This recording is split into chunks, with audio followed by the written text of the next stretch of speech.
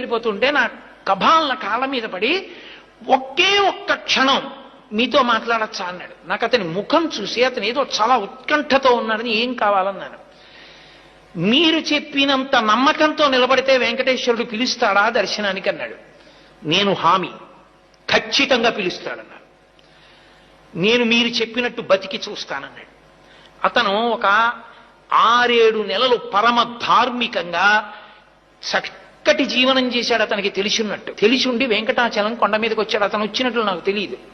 అతను కొండ మీదకి వచ్చి నాకు ఫోన్ చేశాడు.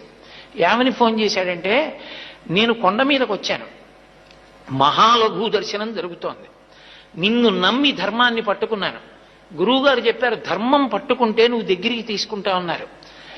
నన్ను కూడా తోసేస్తారా? నన్ను దగ్గరికి రానివ్వవా? నువ్వు నన్ను దగ్గరికి రానివ్వకపోతే ఇక నా శేష జీవితంలో ధర్మం పట్టుకోను. నువ్వు